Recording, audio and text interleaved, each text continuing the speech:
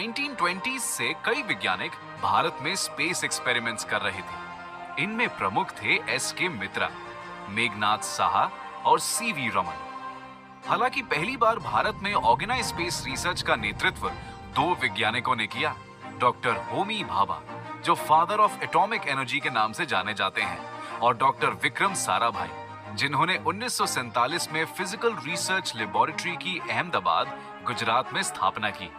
साराभाई का सपना था भारत के लिए स्पेस टेक्नोलॉजी को डेवलप करना, जिससे वो उसका उपयोग देश हित में कर सके। और उनके सपने को इंस्पिरेशन मिली जब 19 लॉन्च किया। भारत जैसे एक उभरते देश के लिए महंगी स्पेस टेक्नोलॉजी डेवलप करना एक बड़ा चैलेंज था, लेकिन इस चैलेंज के बावजूद भारत को स्पेस एज का हिस्सा बनने के लिए डॉक्टर विक्रम साराभाई और डॉक्टर होमी भाभा ने प्राइम मिनिस्टर नेहरू से मिलकर उन्हें स्पेस में इन्वेस्ट करने के लिए कन्विंस किया। तब जाकर 1962 में डॉक्टर साराभाई की लीडरशिप में Indian national committee for space research यानी इनकोस्पार की स्थापना हुई। डॉक्टर साराभाई के एफर्ट से नासा ने भारत को अपना रॉकेट नाइकी अपाचे देने का अग्रीमेंट साइन किया। अब इनकोस्पार का ऑब्जेक्टिव था इस रॉकेट को सक्सेसफुली लॉन्च करना, पर इसके लिए उन्हें चाहिए था एक rocket launching station. Launching station की खोज में डॉक्टर साराभाई देश के अनेक लोकेशन स्काउट करते करते तिरुवनंतपुरम, केरला के एक से मछुआरों के गांव थुम्बा पहुंचे। वहां मेरी मगदलीन के चर्च में उन्होंने अपने कंपस में देखा कि सुई ना तो नॉर्थ की तरफ थी ना साउथ, यच मैग्नेटिक इक्वेटर पर स्थित था और गांव जियोग्राफिक इक्वेटर था। उन्हें पता था कि रॉकेट लॉन्चिंग स्टेशन जितना अर्थ के जियोमेट्रिक इक्वेटर के करीब होता है, रॉकेट को लॉन्च में प्लैनेटरी स्पिन से स्पीड बूस्ट मिलता है, यानी ये जगह लॉन्चिंग स्टेशन के लिए परफेक्ट थी।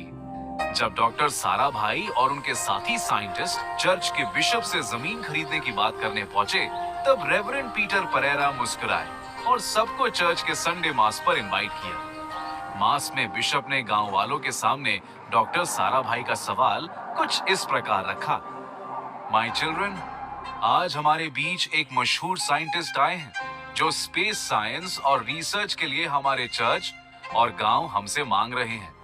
साइंस और स्पिरिचुअलिटी दोनों ही इंसान की प्रॉस्पेरिटी के लिए काम करते हैं। साइंस हमारी जिंदगी सुधारने की कोशिश करता है और स्पिरिचुअलिटी हमारा माइंड, यानी विक्रम और मैं दोनों सेम काम करते हैं। तो बताइए, क्या हम ईश्वर का ये घर इस साइंटिफिक मिशन के लिए दान कर दें? बिशप के शब्दों को सुन गांव वालों ने परमिशन दे दी और केवल 100 दिनों में गांव रीलोकेट हो गया। उसी चर्च में रॉकेट डिजाइन और असेंबली सेंटर बना। बिशप के घर में बनी स्पेस इंजीनियरिंग वर्कशॉप और चर्च की गौशाला में खुली स्पेस लेबोरेटरी, और वो गांव बना Thumba equatorial rocket launching station. जब नासा के रॉकेट को लॉन्च प्लेटफॉर्म तक लाया गया तो सबने देखा एक अद्भुत दृश्य। हमारे साइंटिस्ट्स रॉकेट पार्ट्स को साइकिल पर चढ़ा कर ला रहे थे। सब ठीक चल रहा था कि अचानक रॉकेट को असेंबल कर लॉन्चर पर सेट करते हुए हाइड्रोलिक क्रेन लीक करने लगी। किसी तरह जब साइंटिस्ट्स रॉकेट को मैन्युअली पोजीशन में लाए तो उन्होंने देखा कि रिमोट लॉन्च सिस्टम भी मैल फंक्शन है। ये मैल फंक्शन ठीक करते करते शाम हो गई और आखिरकार लॉन्च का समय आ गया। पूरी दुनिया की नजर भारत पर टिकी थी। 21 नवंबर 1963 के ठीक शाम 6:25 पर लॉन्च काउंटडाउन शुरू हुआ। 5, 4, 3, 2, 1। सूरज की ढलती किरणों के तले भारत ने पहला रॉकेट सक्सेसफुली लॉन्च किया और अंतरिक्ष में रखा अपना पहला कदम।